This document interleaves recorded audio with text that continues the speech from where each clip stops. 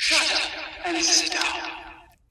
Hello, welcome to Patenting Today, where we look at the top 3 inventions. And today we're exploring Facebook, the social media platform that permeates our lives. Number 1.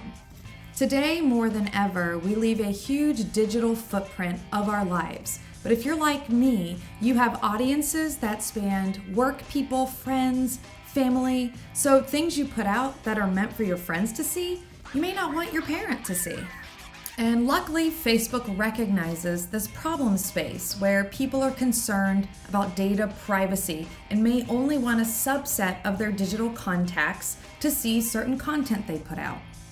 So introducing systems and methods for digital privacy controls. The idea driving this patent is that you could actually select the size of your audience, and they give you these efficient controls that are not leaning on what we have today, where you have to manually include or exclude certain people from your posts.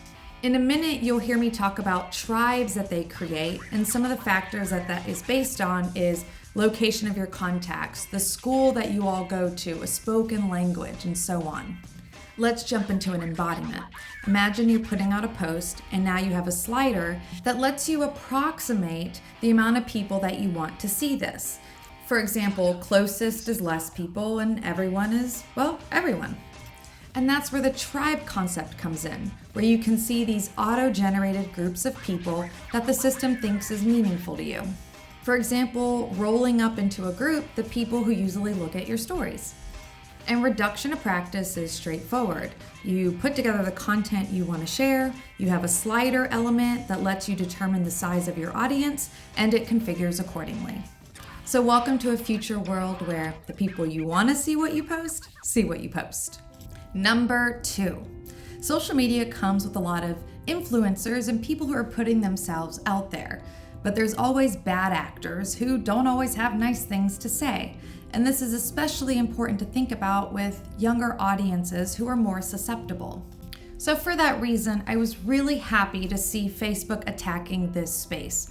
They recognize bullying as having serious, long-lasting consequences. I don't usually do this, but I'm going to go into a bit of a monologue and extract a piece of the write-up here. They say previously a victim's options for combating cyberbullying included ceasing the use of the digital platform where it was occurring, blocking them, or confronting the person in person, and each of these have drawbacks. For instance, if they have to cease using the digital platform, then the victim is denied the benefits of that digital platform. They would lose the ability to monitor what that bully is saying about them, and if the bully knows they're being blocked, they could take retaliatory action. This level of deep introspection and understanding of the problem space is not something I usually see in the write-ups I read. So I'm happy to introduce mitigation of bullying and objectionable content. Not only do they want to empower victims of cyberbullying, but they actually want them to control the extent to which this bully can disseminate negative or harmful information. I don't think you're going to be surprised, a lot of thought went into these embodiments. So on the left, you see that someone put a post saying, "You are such a loser." Now you can restrict them, and this comes with some new affordances. Restrict mode means that comments on your post are not visible until you approve them. They don't know if you're online or see a read receipt from messages, and they also won't know if they are restricted. So here's an example of, in the middle you can see you need to review the post, and then you can confirm or deny it. So we're basically talking about a system that recognizes objectionable content and restricts it. I'm a big fan of user-centered design. Good job, Facebook. Number 3. Oh yeah. Let's slow down and talk about love. Or more specifically, online dating. It's kind of hard, and Facebook wants to help. Introducing systems and methods for initiating conversations within an online dating service. Like the others, this one was filed in 2019, so pretty recent. The specific problem this patent is looking at is that it's sometimes difficult for users of an online dating service to initiate that relationship. It can be cumbersome or awkward once they're matched. I'm going to start with the reduction to practice. We're looking at a system that identifies this potential match in the dating service. It's going to generate a custom interactive icebreaker widget.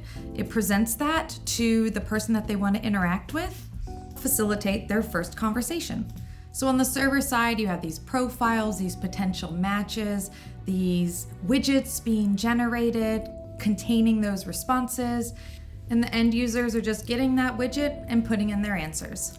So if you were like me, you're wondering, what is an icebreaker message? Well, it can include a question to encourage disclosure of information that might help them learn a little bit more about each other. In this embodiment, you can see someone was sent the icebreaker, what was your first record, tape, or CD you ever owned? And they have to answer to see what the other person said. My answer would actually be Alan Jackson.